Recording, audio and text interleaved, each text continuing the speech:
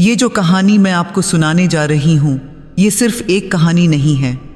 ये एक ऐसा सच है जो मैंने अपनी नानी से सुना था जब मैं बहुत छोटी थी। उस वक्त तो मुझे लगा था कि बस बच्चों को डराने के लिए कह रही होंगी, पर जैसे जैसे मैं बड़ी हुई मुझे एहसास हुआ कि कुछ चीज़ें इस दुनिया में ऐसी होती हैं जिन्हें हम समझ नहीं सकते, और कुछ लालच ऐसे होते हैं जो इंसान को इंसान नहीं रहने देते। मेरा नाम प्रिया है। मैं महाराष्ट्र के एक छोटे से गांव से हूँ जहाँ आज भी लोग तांत्रिकों और उनकी विद्याओं से डरते हैं। मेरी नानी अक्सर कहा करती थीं कि कुछ साधनाएं ऐसी होती हैं जो इंसान को सिद्धि तो देती हैं, पर बदले में उसकी आत्मा को निगल जाती हैं। और इन्हीं साधनाओं में सबसे खतरनाक थी शव साधना। हमारे गांव से कुछ किलोमीटर दूर एक पुराना श्मशान था। लोग कहते थे कि वहां रात के वक्त जाना मौत को दावत देने जैसा है। पर एक तांत्रिक था, काल भैरव। उसका नाम सुनते ही लोगों की रूह कांप जाती थी। वो हमेशा काले कपड़े पहनता, उसके गले में नरमुंडों की माला होती और आंखों में एक अजीब सी चमक रहती, जैसे वो इस दुनिया का नहीं किसी और ही दुनिया में जी रहा हो। काल भैरव को निषिद्ध विद्याओं में महारत हासिल थी। लोग दूर दूर से उसके पास आते।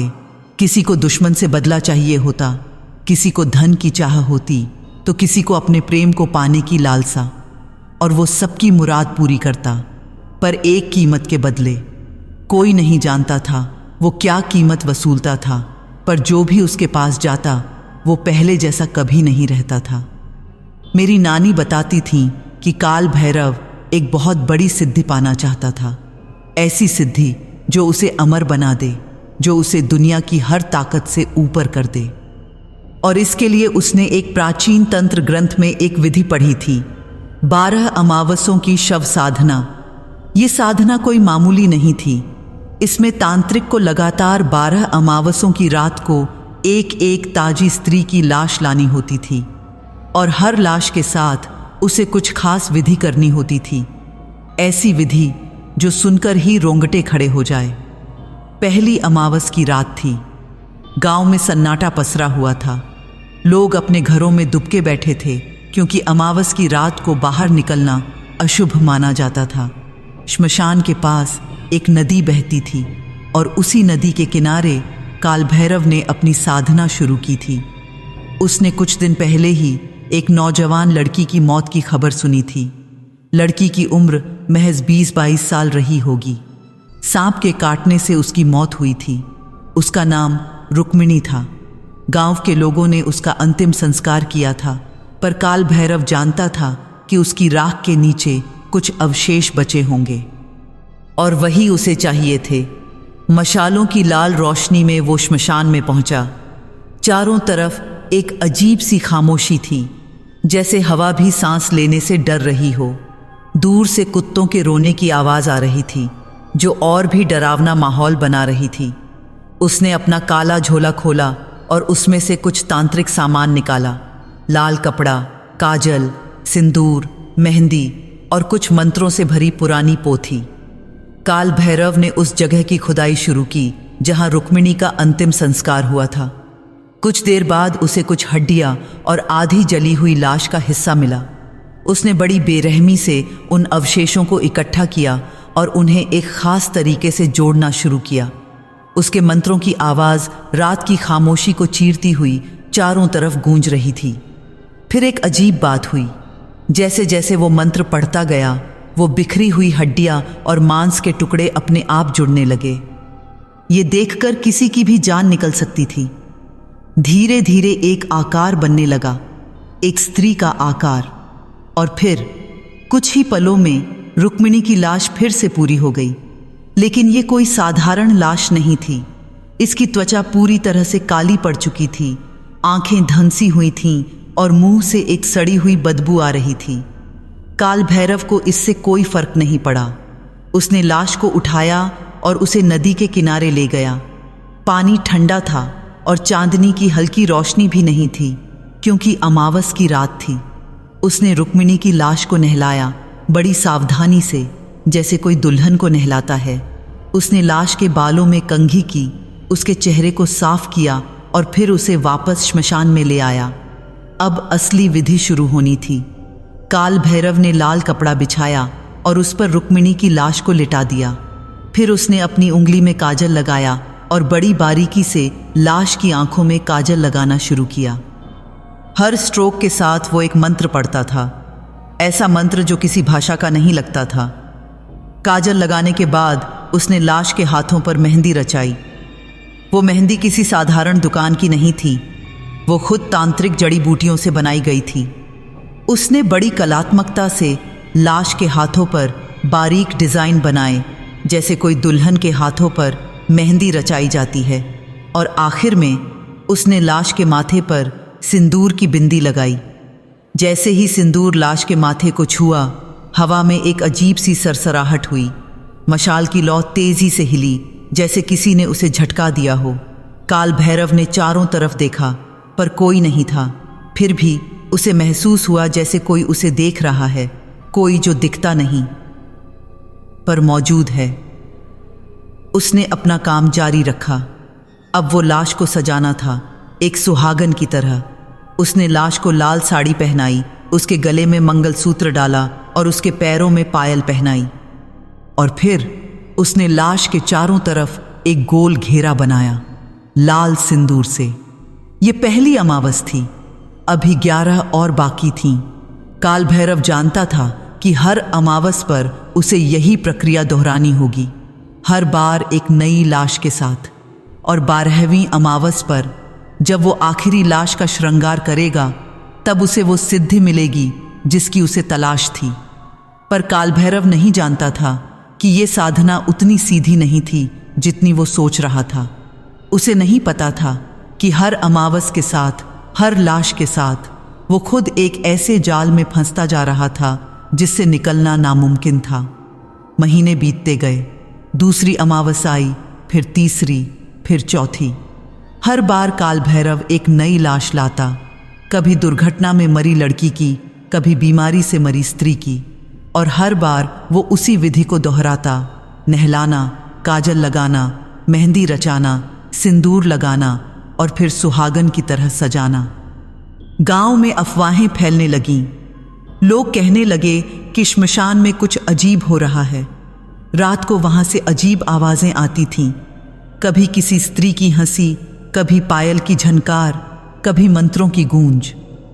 कुछ लोगों ने दावा किया कि उन्होंने श्मशान के पास एक सुहागन को घूमते देखा है, लाल साड़ी में, काजल लगाए, पर उसका चेहरा नहीं दिखता। काल भैरव इन सब बातों से बेखबर था। वो तो बस अपनी साधना में लगा हुआ था। उसकी आंखों में एक अजीब सा नशा था, सिद्धि का नशा, ताकत का नशा। वो जानता था कि बस कुछ और अमावसें बाकी हैं और फिर वो दुनिया का सबसे शक्तिशाली तांत्रिक बन जाएगा। 11वीं अमावस आई और चली गई। अब बस एक अमावस बाकी थी, 12वीं। काल भैरव को पता था कि ये आखिरी अमावस सबसे अहम होगी। इस बार की लाश खास होनी चाहिए, बहुत खास। उसे एक लड़की के बारे में पता चला जो हाल ही में शादी के कुछ दिनों बाद ही मर गई थी। उसका नाम माधवी था। सुहागरात के अगले ही दिन उसकी रहस्यमय तरीके से मौत हो गई थी। लोग कहते थे कि उसे नज़र लग गई थी। काल भैरव जानता था ये वही लाश थी जो उसे चाहिए थी। 12वीं अमावस की रात काल भैरव फिर से श्मशान पहुंचा। इस बार उसके हाथ कांप रहे थे, उत्साह से या डर से, ये वो खुद नहीं जानता था। उसने माधवी की लाश को लाने की तैयारी की। ये लाश बाकियों से अलग थी, ये अभी भी ताजी थी, इसकी त्वचा अभी भी कोमल थी और चेहरे पर सुहाग के निशान अभी भी मौजूद थे। काल भैरव ने पहले की तरह ही सब कुछ शुरू किया। उसने माधवी को नहलाया, उसके बालों में कंघी की। फिर जब उसने काजल लगाना शुरू किया तो कुछ अजीब हुआ। काजल लगाते ही लाश की पलकें हल्की सी कांपीं। काल भैरव ने सोचा कि शायद उसका वहम है, पर फिर वो आगे बढ़ा। मेहंदी रचाते वक्त भी कुछ अजीब हुआ। इस बार मेहंदी का रंग बहुत तेजी से चढ़ने लगा, बहुत तेजी से, जैसे लाश के हाथ अभी भी जिंदा हों। काल भैरव की सांसें तेज हो गईं, पर उसने अपने आप को संभाला। उसने सोचा, बस थोड़ा और सिद्धि मेरी होगी। और फिर जब उसने सिंदूर लगाने के लिए अपनी उंगली माधवी के माथे की तरफ बढ़ाई तो पहली बार मेहंदी का रंग उस लाश के हाथों में जीवित सा चमका, पूरी तरह से जीवित। ऐसा लग रहा था जैसे वो हाथ अभी हिलने वाले हों। काल भैरव की आंखों में एक अजीब सी चमक आई। उसने मुस्कुराते हुए कहा, निशानी मिल गई, प्रेत जागने ही वाला है। उसे नहीं पता था कि वो सच में कितना खतरनाक कदम उठा चुका था। उसे नहीं पता था कि अब जो होने वाला था वो उसकी कल्पना से भी परे होगा। श्मशान में सन्नाटा और गहरा हो गया। दूर से उल्लुओं की आवाज आने लगी। हवा में एक अजीब सी ठंडक थी, ऐसी ठंडक जो हड्डियों तक को जमा दे। मशाल की लौ धीरे धीरे कमज़ोर पड़ने लगी और फिर माधवी की बंद पलकें हल्की सी हिलीं। उस रात जो हुआ वो सुनकर आपकी रूह कांप जाएगी। मेरी नानी जब ये हिस्सा सुनाती थीं तो उनकी आवाज़ में एक अजीब सा कंपन आ जाता था। वो कहती थीं कि कुछ चीज़ें इस दुनिया में ऐसी होती हैं जिन्हें जगाना नहीं चाहिए, और काल भैरव ने ठीक वही गलती की थी। जैसे ही माधवी के माथे पर सिंदूर का आखिरी टीका लगा, श्मशान की हवा बिल्कुल थम गई, जैसे पूरी प्रकृति ही सांस रोककर कुछ इंतज़ार कर रही हो। मशाल की लौ एकदम से बुझने लगी और चारों तरफ घना अंधेरा छा गया। काल भैरव ने घबराकर चारों तरफ देखा पर कुछ दिखाई नहीं दे रहा था। और फिर अचानक एक तेज ठंडी हवा का झोंका आया, इतनी ठंडी कि काल भैरव की रीढ़ में सिहरन दौड़ गई। ये कोई साधारण ठंड नहीं थी, ये वो ठंड थी जो मौत लाती है, जो जिंदगी को सोख लेती है। हवा में एक अजीब सी बदबू भी थी, सड़ी हुई लाशों की बदबू, जली हुई हड्डियों की बदबू। काल भैरव ने कांपते हाथों से फिर से मशाल जलाने की कोशिश की। जब मशाल जली तो जो नज़ारा सामने था वो देखकर उसके होश उड़ गए। माधवी की लाश अब वैसी नहीं थी जैसी कुछ देर पहले थी। उसकी बंद पलकें अब धीरे धीरे खुल रही थीं। पहले तो बहुत धीरे, फिर थोड़ा और फिर पूरी तरह से खुल गईं। और जो आंखें सामने थीं वो किसी जीवित इंसान की आंखें नहीं थीं। वो पूरी तरह से काली थीं, जैसे दो गहरे अंधेरे के कुएं हों। कोई पुतली नहीं, कोई सफ़ेदी नहीं, बस एक गहरा अंतहीन काला रंग। और उन आंखों में काजल लगा हुआ था जो उन्हें और भी डरावना बना रहा था। काल भैरव पीछे हटना चाहता था पर उसके पैर जम गए थे। डर और हैरानी ने उसे जकड़ लिया था। माधवी की लाश धीरे धीरे बैठने लगी। उसकी हरकतें बहुत अजीब थीं, जैसे कोई टूटी हुई कठपुतली हिल रही हो। उसकी गर्दन एक तरफ झुकी हुई थी और जब वो सीधी बैठी तो उसकी हड्डियों की चटकने की आवाज़ पूरे श्मशान में गूंज गई। काल भैरव की सांसें तेज हो गईं। वो कुछ बोलना चाहता था पर उसके मुंह से आवाज़ ही नहीं निकल रही थी। और फिर माधवी ने अपना सिर उठाया और काल भैरव की तरफ देखा। उन काली आंखों ने उसे ऐसे घूरा जैसे वो उसकी आत्मा तक देख रही हों। और तब पहली बार उस लाश के होठों से आवाज़ निकली, एक फटी हुई, कर्कश पर किसी स्त्री सुलभ आवाज़, तूने मुझे जगाया। आवाज़ बहुत धीमी थी पर उसमें एक अजीब सी गूंज थी, जैसे एक साथ कई आवाज़ें बोल रही हों। काल भैरव के रोंगटे खड़े हो गए। उसने हकलाते हुए कहा, कौन हो तुम? माधवी ने अपना सिर थोड़ा तिरछा किया, जैसे वो सोच रही हो दिया है। फिर उसके होठों पर एक अजीब सी मुस्कान आई, एक ऐसी मुस्कान जो बिल्कुल भी स्वाभाविक नहीं लग रही थी। वो धीरे से बोली, मैं वो हूँ जिसे तूने 12 अमावस्यों तक पुकारा। मैं वो हूँ जिसे तूने इस मृत देह में बुलाया। काल भैरव को समझ आ गया, ये माधवी नहीं थी, ये कोई प्रेत थी, कोई आत्मा थी जो इस लाश में प्रवेश कर गई थी। उसकी साधना काम कर गई थी, पर जो सामने था वो उसकी कल्पना से बिल्कुल अलग था। प्रेत ने धीरे धीरे अपने हाथ उठाए। वो हाथ जिन पर अभी अभी मेहंदी रची थी अब हिलने लगे। उसने अपनी मेहंदी को देखा, फिर काल भैरव की तरफ देखा। उसकी आवाज़ अब थोड़ी साफ हो गई थी। तूने मुझे 12 अमावसों का सौंदर्य दिया, 12 बार मुझे सजाया, 12 बार मुझे रूप दिया। वो रुकी और उसकी काली आंखों में एक अजीब सा जलवा आया। अब तू मेरा है। काल भैरव ने हिम्मत जुटाई और बोला, मैंने ये साधना तुझे बुलाने के लिए की है। तू मुझे सिद्धि देगी, मुझे शक्ति देगी, मैं तेरा स्वामी हूं। यह सुनकर प्रेत जोर से हंसी। उसकी हंसी इतनी डरावनी थी कि चारों तरफ के पेड़ भी हिल गए। उसकी हंसी में दर्द था, गुस्सा था और एक अजीब सा मजाक था। वो बोली, स्वामी तू? नहीं, तू मेरा दास है। तूने मुझे बुलाया और अब मैं तुझे छोड़ूंगी नहीं। काल भैरव के चेहरे का रंग उड़ गया। उसे लगा था कि वो प्रेत को काबू में कर पाएगा, पर सामने जो खड़ा था वो उससे कहीं ज्यादा ताकतवर था। प्रेत ने अपने पैर जमीन पर रखे। पायल की झनकार सुनाई दी, एक मधुर सी झनकार जो इस भयानक माहौल में और भी अजीब लग रही थी। वो धीरे धीरे काल भैरव की तरफ बढ़ी। उसकी चाल बहुत अजीब थी, जैसे वो जमीन पर चल नहीं बल्कि तैर रही हो। वो काल भैरव के बिल्कुल पास आई, इतने पास कि वो उसकी सांसों को महसूस कर सकता था, ठंडी बेजान सांसें। प्रेत ने अपनी उंगली उठाई और काल भैरव के चेहरे को छुआ। उसका स्पर्श बर्फ की तरह ठंडा था। वो धीरे से बोली, अब मुझे जीवित रखने के लिए हर रात मेरा श्रृंगार करना होगा। काल भैरव ने घबराकर पूछा, कैसे? प्रेत ने फिर वही डरावनी मुस्कान दी। उसकी काली आंखें अब और चमक रही थीं।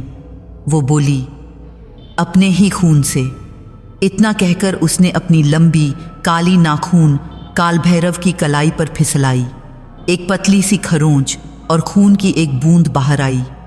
प्रेत ने वो बूंद अपनी उंगली पर ली और अपनी मेहंदी पर लगा ली, और तब एक चमत्कार हुआ। जैसे ही खून मेहंदी को छुआ, मेहंदी का रंग अचानक से और गहरा हो गया। वो लाल हो गई, फिर मरून, फिर एकदम से काली, और प्रेत के चेहरे पर एक अजीब सी चमक आ गई, जैसे उसे जिंदगी मिल गई हो। काल भैरव हैरान था। उसे समझ आ गया कि ये प्रेत उसके खून से जिंदा रहेगी, और अब उसके पास कोई चारा नहीं था। उसने खुद इस जाल में कदम रखा था। प्रेत ने उसकी कलाई को छोड़ दिया और पीछे हटी। वो बोली, मैं अब जाती हूं, पर कल रात फिर आना होगा, और हर रात तुझे मेरा श्रृंगार करना होगा। काजल, मेहंदी, सिंदूर, सब तेरे खून से। अगर एक भी रात चूक गया तो समझ ले तेरी आत्मा मेरी हो जाएगी। इतना कहकर प्रेत धीरे धीरे पीछे हटने लगी। उसकी मूर्ति धुंधली होती गई और फिर अचानक से गायब हो गई, जैसे वो कभी थी ही नहीं। बस जमीन पर लाल साड़ी और गहनों का एक ढेर पड़ा रह गया। काल भैरव वहीं जमीन पर बैठ गया। उसके हाथ कांप रहे थे, माथे पर पसीने की बूंदें थीं। उसे समझ आ गया था कि उसने कितनी बड़ी गलती कर दी है। वो सिद्धि पाने की लालच में एक ऐसी शक्ति को जगा बैठा था जो अब उसे कभी नहीं छोड़ेगी। वो रात भर वहीं बैठा रहा, सोच में डूबा हुआ। सुबह जब वो गांव वापस लौटा तो लोगों को उसमें फर्क नजर आया। उसका चेहरा पीला पड़ गया था, आंखों के नीचे काले घेरे थे, और वो बार बार अपनी कलाई को देखता रहता था जहां प्रेत ने उसे छुआ था। दिन बीता। काल भैरव ने खाना पीना छोड़ दिया। वो बस सोच रहा था कि अब क्या करे। उसने कई बार भागने के बारे में सोचा, पर वो जानता था कि कहीं भी भाग जाए वो प्रेत उसे ढूंढ ही लेगी। शाम होते ही उसकी बेचैनी बढ़ने लगी। उसे पता था कि आज फिर उसे श्मशान जाना होगा। उसने अपना झोला उठाया। इस बार उसमें काजल, मेहंदी और सिंदूर के साथ एक छोटा सा चाकू भी था। रात हुई। काल भैरव फिर से श्मशान पहुंचा। इस बार वहां कोई लाश नहीं थी, कोई तैयारी नहीं थी। बस मशाल की रोशनी में खड़ा एक तांत्रिक था जो अपनी मौत का इंतजार कर रहा था। और फिर हवा में फिर से वही ठंडक आई। प्रेत प्रकट हुई। इस बार वो और भी सुंदर लग रही थी। उसकी त्वचा में एक हल्की चमक थी जो कल काल भैरव के खून से आई थी। वो मुस्कुराते हुए बोली, आ गया तू, अच्छा किया।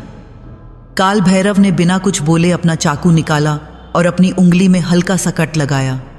खून की कुछ बूंदें निकलीं। उसने वो बूंदें काजल में मिलाईं और प्रेत के पास गया। प्रेत ने अपनी आंखें बंद कर लीं। काल भैरव ने कांपते हाथों से उसकी आंखों में काजल लगाना शुरू किया। जैसे जैसे वो काजल लगाता गया, प्रेत के चेहरे पर और चमक आती गई। उसकी त्वचा और कोमल होती गई, उसके बाल और घने होते गए। फिर काल भैरव ने अपने हाथ से और खून निकाला और मेहंदी में मिलाया। उसने प्रेत के हाथों पर मेहंदी रचाई। खून मिली मेहंदी का रंग इतना गहरा था कि वो लगभग काली लग रही थी, और जैसे ही वो प्रेत की त्वचा को छू रही थी, उसमें समा रही थी, जैसे प्रेत उसे पी रही हो। आखिर में काल भैरव ने सिंदूर में भी अपना खून मिलाया और प्रेत के माथे पर लगाया। जैसे ही सिंदूर का टीका उसके माथे पर लगा, प्रेत ने अपनी आंखें खोलीं। अब उसकी आंखें पूरी तरह से काली नहीं थीं, उनमें एक लाल रंग की चमक आ गई थी। वो बोली, बहुत अच्छा, तूने अच्छा किया, कल रात फिर आना। और वो फिर से गायब हो गई। काल भैरव वहीं गिर पड़ा। उसे चक्कर आ रहे थे। खून की कमी से उसका सिर घूम रहा था। वो किसी तरह उठा और घर वापस चला गया। ये सिलसिला शुरू हो गया था और अब ये रुकने वाला नहीं था। हर रात, हर अमावस, हर पल काल भैरव अब उस प्रेत का गुलाम बन चुका था, और वो प्रेत धीरे धीरे और ताकतवर होती जा रही थी। जो मैं अब बताने जा रही हूँ वो शायद इस कहानी का सबसे दर्दनाक हिस्सा है, क्योंकि इसमें सिर्फ डर नहीं बल्कि एक इंसान का धीरे धीरे खत्म होना दिखता है। मेरी नानी कहती थी कि जब लालच किसी की आत्मा पर हावी हो जाता है तो इंसान अपनी मौत भी गले लगा लेता है। हफ्ते बीतते गए। काल भैरव की जिंदगी अब एक ही काम के इर्द गिर्द घूमने लगी थी, हर रात उस प्रेत का श्रृंगार करना। शुरुआत में तो उसे लगा था कि शायद कुछ दिनों बाद ये सिलसिला खत्म हो जाएगा, पर ऐसा हुआ नहीं, बल्कि दिन ब दिन प्रेत की मांगें बढ़ती ही गईं। पहले हफ्ते में तो काल भैरव सिर्फ अपनी उंगलियों से खून निकालता था। एक दो बूंदें काफ़ी होती थीं, पर धीरे धीरे प्रेत को और ज़्यादा चाहिए होने लगा। दूसरे हफ्ते में उसे अपनी कलाई काटनी पड़ी। तीसरे हफ्ते में उसके हाथों पर कई घाव हो गए, और चौथे हफ्ते तक उसे अपने पैरों से भी खून निकालना पड़ने लगा। हर रात वो श्मशान जाता। हर रात वो अपने शरीर पर एक नया घाव बनाता, और हर रात वो प्रेत और सुंदर होती जाती थी, जबकि काल भैरव और कमज़ोर। एक रात की बात है। काल भैरव अपने घर में बैठा हुआ था। उसके हाथ पैर पट्टियों से लिपटे हुए थे। उसका चेहरा पूरी तरह से पीला पड़ चुका था। आंखें धंस गई थीं और हड्डियां बाहर निकल आई थीं। वो अब चल भी ठीक से नहीं पा रहा था। गांव के लोगों ने भी नोटिस किया था। कुछ लोग उससे पूछते भी थे कि क्या हुआ है, पर काल भैरव हमेशा कोई न कोई बहाना बना देता था। कोई उसकी बात यकीन नहीं करता था, पर किसी की हिम्मत भी नहीं थी कि वो उससे ज़्यादा कुछ पूछे। उस रात जब अंधेरा होने लगा तो काल भैरव को फिर से वही बेचैनी होने लगी। उसे पता था कि अब फिर जाने का वक्त हो गया है। उसने अपना झोला उठाया, जिसमें अब चाकू के अलावा एक छोटी सी ब्लेड भी थी, क्योंकि चाकू से घाव बहुत गहरे हो जाते थे। वो किसी तरह उठा और श्मशान की तरफ चल पड़ा। रास्ते में उसे कई बार रुकना पड़ा, क्योंकि उसके पैरों में ताकत नहीं बची थी। जब वो श्मशान पहुंचा तो प्रेत पहले से ही वहां मौजूद थी, पर आज की प्रेत कल से बिल्कुल अलग थी। वो अब लगभग एक जीवित स्त्री की तरह लग रही थी। उसकी त्वचा में एक गुलाबी चमक थी। उसके गाल लाल थे, होंठ मांसल और लाल थे, और आंखों में एक अजीब सी चमक थी। उसके बाल काले बादलों की तरह लहरा रहे थे, और उसकी लाल साड़ी हवा में झूम रही थी। वो मुस्कुराते हुए काल भैरव के पास आई। उसकी चाल अब बिल्कुल स्वाभाविक थी, कोई अजीबपन नहीं, कोई खड़खड़ाहट नहीं। वो बोली, आ गया मेरा प्रिय, मैं तेरा इंतज़ार कर रही थी। उसकी आवाज़ का अब वैसी कर्कश नहीं थी। वो अब एक मधुर स्त्री सुलभ आवाज़ थी, पर उसमें अब भी वही ठंडापन था, वही खालीपन था। काल भैरव ने बिना कुछ कहे अपनी ब्लेड निकाली। आज उसे अपनी बाँह से खून निकालना था, क्योंकि उंगलियों और कलाइयों में पहले ही बहुत घाव हो चुके थे। उसने ब्लेड से अपनी बांह पर एक लकीर खींची। खून धीरे धीरे बाहर आने लगा। उसने वो खून एक छोटे से कटोरे में इकट्ठा किया और फिर काजल में मिलाया। खून मिला काजल अब लगभग काला हो गया था। प्रेत ने अपनी आंखें बंद कर लीं और मुस्कुराते हुए बोली, हाँ, ऐसे ही अपनी पूरी भावना के साथ लगा मुझ पर। काल भैरव ने उसकी आंखों में काजल लगाना शुरू किया। उसके हाथ कांप रहे थे, पर वो किसी तरह काम पूरा कर रहा था। जैसे ही काजल प्रेत की आंखों को छू रहा था, वो उसमें समाता जा रहा था, जैसे प्यासी जमीन पानी को सोख लेती है। काजल लगाने के बाद काल भैरव ने फिर से अपनी बांह से खून निकाला। इस बार ज्यादा। उसने वो खून मेहंदी में मिलाया। खून मिली मेहंदी का रंग गहरा मरून था और उसमें से एक अजीब सी गंध आ रही थी। प्रेत ने अपने हाथ आगे बढ़ाए। काल भैरव ने उसके हाथों पर मेहंदी रचानी शुरू की। वो बारीक डिजाइन बना रहा था, फूल, बेलें, मोर। जैसे जैसे वो मेहंदी लगा रहा था, प्रेत के चेहरे पर एक अजीब सा सुख दिख रहा था। उसकी आंखें बंद थीं और होंठों पर मुस्कान थी। और फिर एक अजीब बात हुई। जैसे ही मेहंदी प्रेत के हाथों पर पूरी तरह से फैल गई, वो अपने आप ही उसकी त्वचा में समाने लगी। और जैसे जैसे वो समाती गई, प्रेत के हाथ और कोमल होते गए। उसकी त्वचा चमकने लगी, जैसे किसी जीवित स्त्री की त्वचा चमकती है। काल भैरव हैरान था। उसे समझ नहीं आ रहा था कि ये हो क्या रहा है, पर उसके पास सोचने का वक्त नहीं था। अभी सिंदूर लगाना बाकी था। उसने फिर से अपनी बांह पर ब्लेड चलाई। इस बार घाव पहले से थोड़ा गहरा हो गया और खून तेजी से बहने लगा। उसे चक्कर आने लगे, पर उसने खुद को संभाला। उसने खून को सिंदूर में मिलाया। खून मिला सिंदूर अब लगभग काला लाल हो गया था। प्रेत ने अपना माथा आगे झुकाया। काल भैरव ने कांपते हाथों से उसके माथे पर सिंदूर का टीका लगाया। जैसे ही सिंदूर उसके माथे को छुआ, प्रेत की पूरी देह में एक झुरझुरी दौड़ गई। उसने अपनी आंखें खोलीं और अब उन आंखों में पहले से ज्यादा चमक थी, ज्यादा जीवन था। वो खड़ी हुई और काल भैरव को देखा। उसके चेहरे पर एक संतुष्टि का भाव था। वो बोली, बहुत अच्छा, आज तूने बहुत अच्छा काम किया। देख, मैं कितनी सुंदर हो गई हूँ। और सच में वो अब एक बेहद खूबसूरत स्त्री लग रही थी। उसके गाल गुलाबी थे, होंठ लाल और चमकदार, आंखें काजल से और निखरी हुई, और माथे पर सिंदूर का टीका उसे एक सुहागन का रूप दे रहा था। पर काल भैरव को इससे कोई फर्क नहीं पड़ रहा था। उसकी हालत बद से बदतर होती जा रही थी। उसकी नसें अब साफ दिखने लगी थीं, त्वचा कागज की तरह पतली हो गई थी और आंखें इतनी धंस गई थीं कि वो खोपड़ी में गड्ढों जैसी लग रही थीं। प्रेत ने उसे देखा और मुस्कुराई। वो उसके पास आई और उसके गाल पर हाथ फेरा। उसका स्पर्श अब उतना ठंडा नहीं था, अब उसमें थोड़ी गर्माहट थी, काल भैरव के खून की गर्माहट। वो धीरे से बोली, तुझे देखकर दुख होता है मुझे, पर क्या करूं, मुझे तो जीना है और जीने के लिए मुझे तेरा खून चाहिए, हर रात, हर पल। काल भैरव ने कमजोर आवाज में कहा, कब तक ये सिलसिला चलेगा? प्रेत ने उसकी आंखों में देखा। उसकी आंखों में अब एक अजीब सी करुणा थी, पर साथ ही एक निर्दयता भी। जब तक तू जीवित रहेगा, या जब तक तेरे शरीर में एक बूंद भी खून बचा रहेगा। ये सुनकर काल भैरव की आंखों में आंसू आ गए। उसे समझ आ गया कि उसने खुद को मौत के हवाले कर दिया है, पर अब कोई रास्ता नहीं बचा था। दिन बीतते गए। काल भैरव की हालत बद से बदतर होती गई। अब वो बिस्तर से उठ भी नहीं पाता था। उसके पूरे शरीर पर घाव हो गए थे, हाथों पर, पैरों पर, बाहों पर, यहाँ तक कि छाती और पीठ पर भी।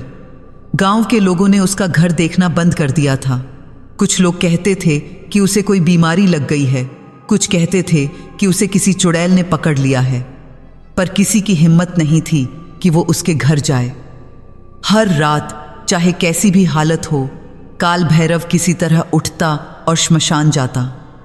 कभी वो रेंग कर जाता, कभी किसी लकड़ी के सहारे, पर वो जाता जरूर, क्योंकि उसे पता था कि अगर वो एक भी रात चूक गया तो प्रेत उसकी आत्मा खींच लेगी।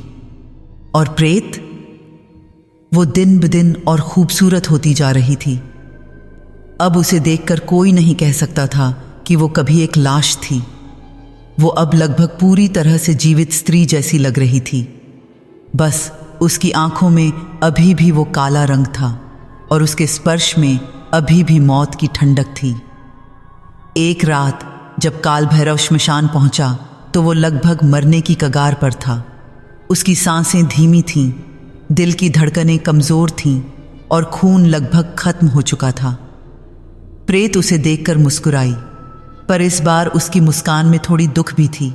वो बोली, तू अब ज़्यादा दिन नहीं चलेगा, मुझे पता है, काल भैरव ने कमज़ोर आवाज़ में कहा। तो फिर मुझे छोड़ दे। प्रेत ने उसके माथे पर हाथ फेरा।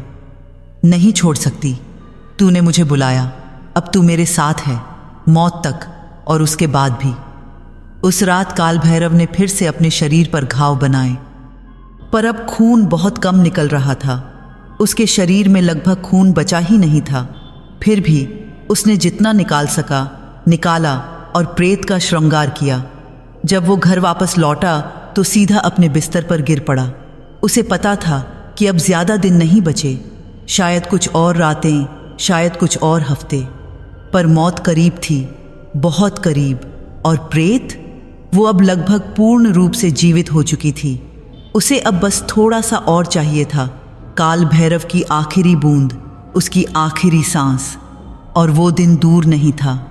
जो मैं अब बताने जा रही हूँ वो इस कहानी का अंत है, पर ये सिर्फ एक अंत नहीं, ये एक चेतावनी है। मेरी नानी कहती थीं कि कुछ कहानियाँ कभी ख़त्म नहीं होती, वो बस रूप बदल लेती हैं। अगली अमावस का दिन था। काल भैरव अपने बिस्तर पर पड़ा हुआ था। उसका शरीर अब सिर्फ हड्डियों का ढांचा रह गया था, जिस पर पतली सी त्वचा चढ़ी हुई थी। उसकी आंखें गड्ढों में धंस चुकी थीं, होंठ फटे हुए थे और सांसें इतनी कमज़ोर थीं कि उन्हें सुनना भी मुश्किल था। बाहर आसमान में बादल छाए हुए थे। हवा में एक अजीब सी बेचैनी थी, जैसे प्रकृति भी जानती थी कि आज कुछ बहुत बड़ा होने वाला है। गांव के कुत्ते रात से ही रो रहे थे और कौवे पेड़ों पर कांव कांव कर रहे थे। काल भैरव को पता था कि आज उसकी आखिरी रात है। उसके शरीर में अब लगभग खून बचा ही नहीं था। हर हरकत उसके लिए एक यातना थी, हर सांस लेना एक संघर्ष था। पर वो जानता था कि उसे आज फिर से श्मशान जाना होगा, आखिरी बार। दोपहर में उसे एक अजीब सा सपना आया। उसने देखा कि वो एक अंधेरे कमरे में है और चारों तरफ से आवाज़ें आ रही हैं, फुसफुसाहटें, रोने की आवाज़ें, चीखें। और फिर उसने उस प्रेत को देखा जो अब पूरी तरह से एक जीवित स्त्री जैसी दिख रही थी। वो उसके पास आई और धीरे से बोली, आज रात सब खत्म हो जाएगा, तू मुक्त हो जाएगा और मैं पूर्ण हो जाऊंगी। काल भैरव जागा तो उसके पूरे शरीर में पसीना था। उसे समझ आ गया था कि वो सपना नहीं था, वो एक संदेश था। शाम होते ही आसमान और काला हो गया, बिजली चमकने लगी और दूर से गरज की आवाज़ आने लगी। पर बारिश नहीं हुई, बस एक भारी घुटन भरी हवा चल रही थी। काल भैरव ने बड़ी मुश्किल से खुद को उठाया। उसके पैरों में इतनी ताकत नहीं बची थी कि वो खड़ा हो सके, पर उसने किसी तरह एक लकड़ी का सहारा लिया और अपने बिस्तर से उतरा। उसने अपना झोला देखा, उसमें अब सिर्फ एक छोटी सी ब्लेड थी, बाकी सब सामान खत्म हो चुका था। वो धीरे धीरे अपने घर से बाहर निकला। रास्ते में उसे कई बार रुकना पड़ा क्योंकि उसकी सांसें फूल रही थीं। गांव के कुछ लोगों ने उसे देखा पर किसी ने कुछ नहीं कहा। सब बस दूर से देखते रहे, डर और हैरानी से। जब वो श्मशान के पास पहुंचा तो सूरज लगभग डूब चुका था। आसमान में लाल नारंगी रंग फैला हुआ था जो श्मशान को और भी डरावना बना रहा था। हवा में राख की गंध थी और दूर से गीदड़ों के रोने की आवाज़ आ रही थी। काल भैरव ने श्मशान में प्रवेश किया। उसके कदम लड़खड़ा रहे थे पर वो किसी तरह आगे बढ़ रहा था। और फिर उसने उसे देखा, प्रेत जो वहीं खड़ी उसका इंतज़ार कर रही थी। आज की प्रेत देखने में बिल्कुल एक जीवित खूबसूरत स्त्री जैसी लग रही थी।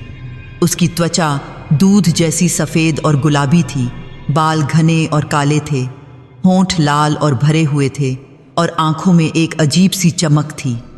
वो लाल साड़ी में थी, गले में मंगलसूत्र था, माथे पर सिंदूर की बिंदी थी और हाथों में मेहंदी के निशान अभी भी मौजूद थे। वो मुस्कुराते हुए काल भैरव के पास आई। उसकी चाल अब पूरी तरह से स्वाभाविक थी। उसके पैरों में पायल की झनकार मधुर थी। वो बोली, आ गया तू, मुझे पता था तू आएगा। आज आखिरी रात है। काल भैरव ने कमज़ोर आवाज में कहा। आखिरी? प्रेत ने उसके चेहरे पर हाथ रखा। अब उसका स्पर्श गर्म था, जीवित त्वचा जैसा गर्म। हाँ, आखिरी। आज तू मुझे अपना सब कुछ दे देगा, अपनी आखिरी बूंद, अपनी आखिरी सांस, और फिर मैं पूरी तरह से जीवित हो जाऊंगी। काल भैरव की आंखों में आंसू आ गए। उसने रोते हुए कहा, मैंने क्या किया? मैंने क्या किया खुद के साथ? प्रेत ने उसके आंसू पोंछे। उसकी आवाज में अब थोड़ी करुणा थी, पर साथ ही एक ठंडापन भी। तूने वही किया जो हर लालची इंसान करता है।